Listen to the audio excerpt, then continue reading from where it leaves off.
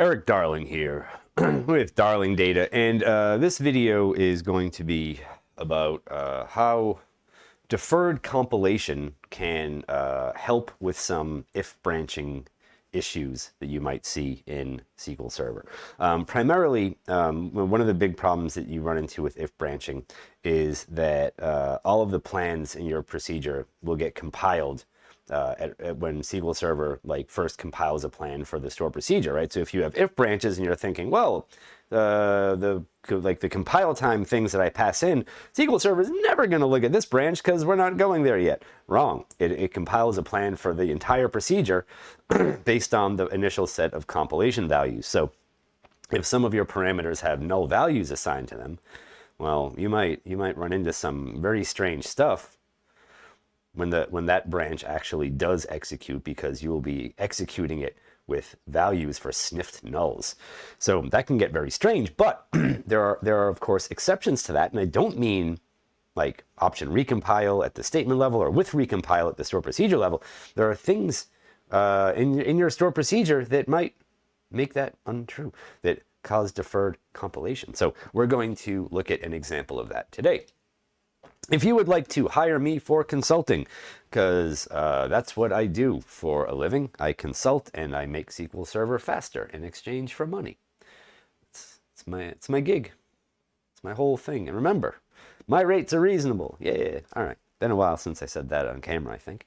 If you'd like to buy my training, also at a reasonable rate, you can do that. If you would like to become a channel member, you have a variety of reasonable rates to choose from. Monthly plans are as low as $4. Crazy, I know.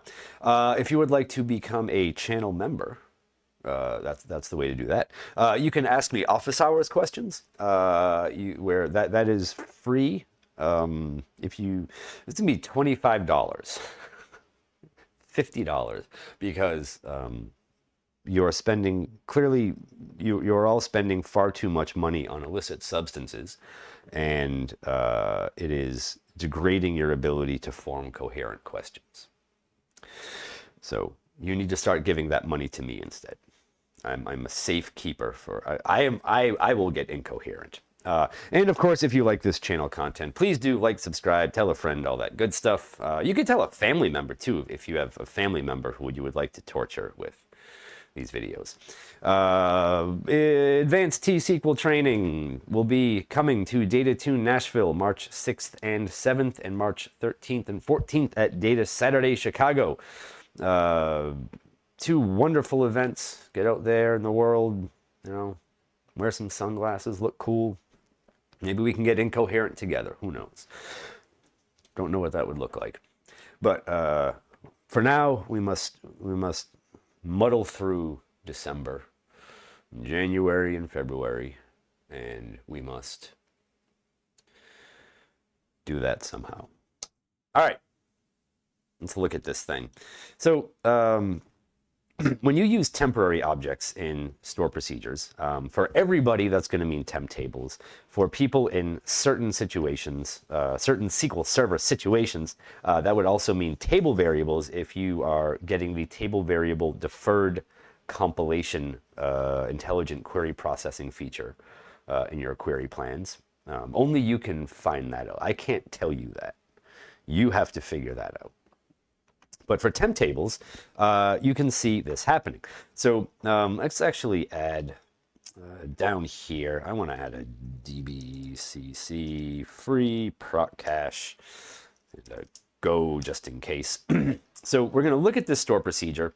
I mean, a temp table is going to get created, but it's not going to get used, right? So like we're going to have two joins to a temp table. This stuff, I don't need to put data in the temp table. It's just to show you that the temp table will cause deferred compilation, right? And we're going to have that in both of these queries. But let's make sure this store procedure is run to not use a temp table.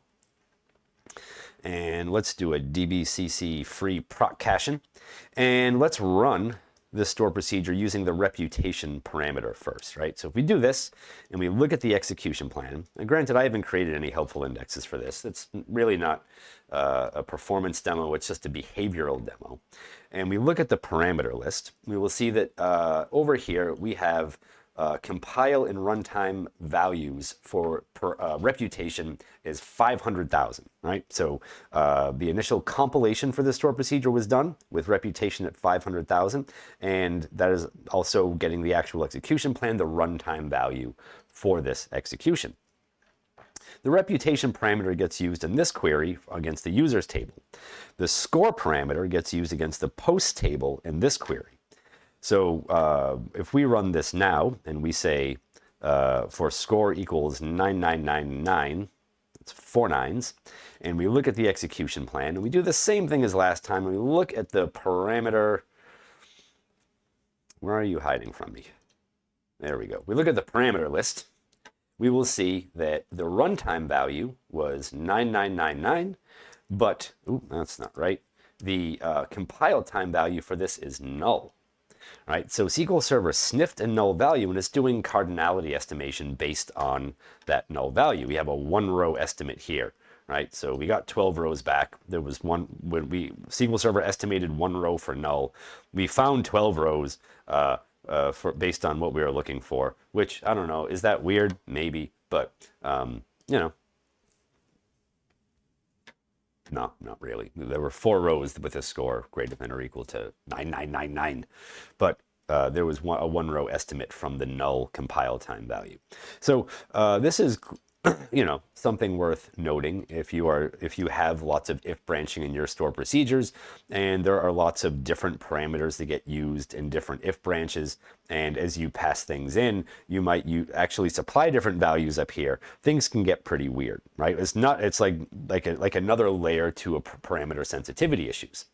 But what I want to show you now is if we go and we say, we put these left joins in, and I'm only using these very spurious left joins to show you the behavior of involving a temp table. This is the deferred compilation that you get from all temp tables and some table variables depending on your SQL Server version, edition, and all that good stuff. If we rerun this and recreate the store procedure, let's clear out the plan cache just to make sure. And what we're going to do is the same old boring thing here. Well, we run this for reputation equals 500,000 first, and we're going to get about the same thing happen for the first execution, where the compile and runtime values are both 500,000. But now, if we run this for score equals 9999, and we look at the execution plan, of course, we got to flip that around a little bit. Now in our parameter list, we have a compile and runtime value of 9999. So if you've heard me go on and on about if branching and store procedures and how, you know, like the behavior that we looked at without the temp tables can mess you up. If you're using temp tables in your if branches, you might not see that exact behavior, because SQL Server might be deferring compilation of those queries until the temp table is populated and the query runs against them, right? So until SQL Server has to compile a plan that uses that temp table, then you might see this instead of the other behavior where it's sniffed and null, like in the last set of runs of this. So just kind of something kind of interesting there. That's about it on this one. As usual, I don't know if there's a very loud truck horn outside. I don't know if that's picking up on the microphone, and I won't know until the recording is complete, but it was perfectly timed with the silence there. Anyway, I hope you enjoyed yourselves. I hope you learned something, and I will see you in tomorrow's video. I forget what day tomorrow is. I usually do, but we're going to be there and we're going to have fun. All right. Thank you for watching.